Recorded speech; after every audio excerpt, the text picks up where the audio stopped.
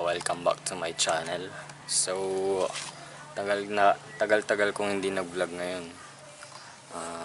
Sa video natin po ngayon, magkakabit po tayo ng voltmeter sa ating motor. At ito po yung mga kailangan natin.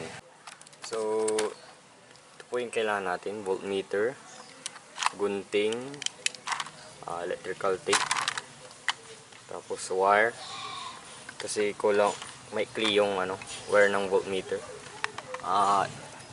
Didikit po natin siya dito sa ignition switch. Tapos yung red is positive, tapos yung black is negative. So lahat ng metal part ng motor is negative. Hindi na tayo mahirapan sa pagkakabit. So dito lang tayo mahihirapan sa pag-connect. So hanapin lang natin kung saan yung source ng positive. So hanapin po natin. Pero bago yun, lalagyan na muna natin ng, dudugtungan po natin ng wire yung ating voltmeter para hindi na maiksi.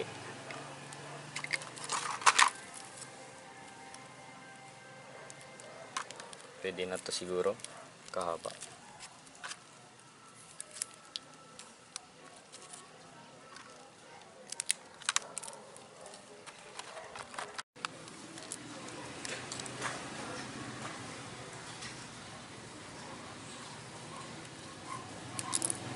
So dapat daan-daan lang sa paggunting ng wire, yung niya, coat niya, para hindi maputol, kasi manipis lang siya. Pati din dito, dapat daan-daan.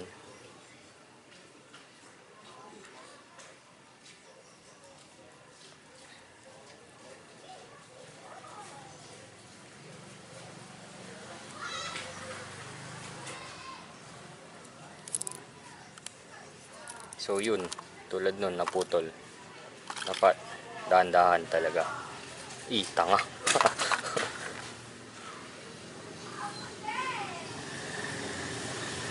Dapat nagdala ako ng wire cutter. So guys, nabalatan ko na po yung dalawang wire.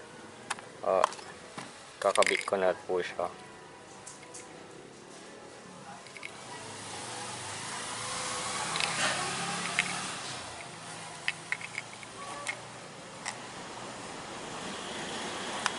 So hindi ko pa pala nabalatan yung isa.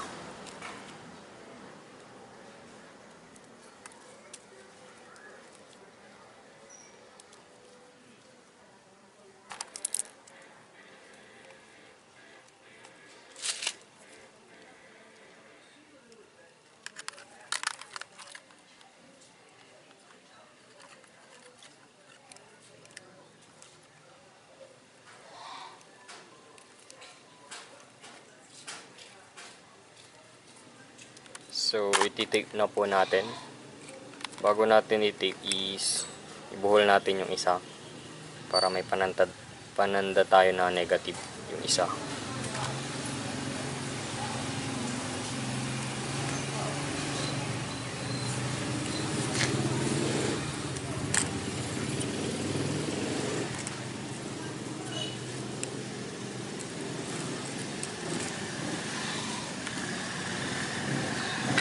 So guys, nadikit ko na po siya.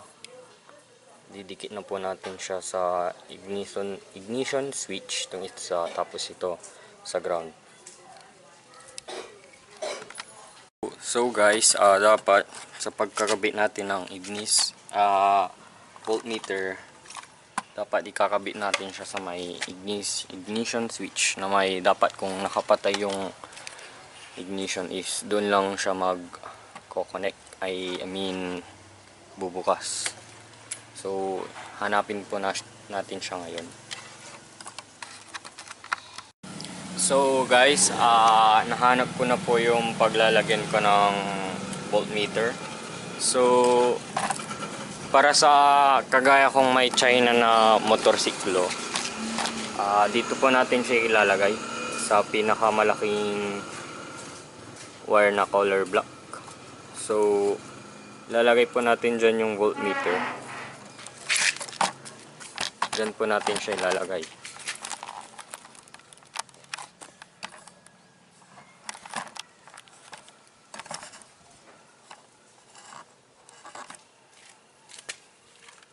So hinabaan ko pa po yung wire.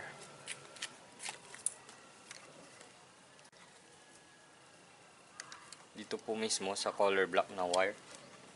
So lalagay na po natin.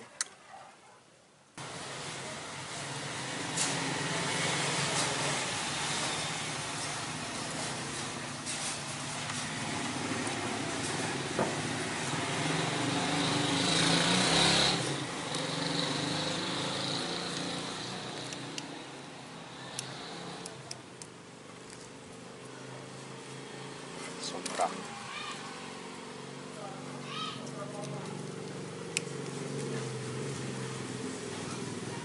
So yun guys, nailagay ko na. At susubukan natin siyang i-switch. Yun, naka-on na. So itatap po natin sa metal yung negative. So yun guys, nag-switch na siya. So pag pinatay ko yung ignition switch, mamamatay din yung voltmeter. So ganun lang po kasimple maglagay ng voltmeter. Ang problema na lang is hanapan na lang po natin siya ng paglalagyan. Hindi naman pwede dito. Maghanap lang po tayo ng metal part na paglalagyan. So guys, dahil luma na ang aking motor, naisipan kong ibutas na lang sa fairings. Tapos nilusot ko sa butas yung pagtitinginan ng brake fluid. Tapos ginapang ko na lang dito. And then yung sa negative, dito ko na lang nilagay yung sa screw ng ignition switch mismo. So ayun na po.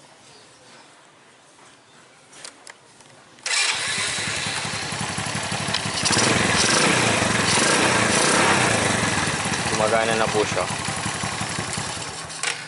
So guys, thank you sa panonood. Like, share, and subscribe for more videos. Hanggang sa muli. Thank you for watching.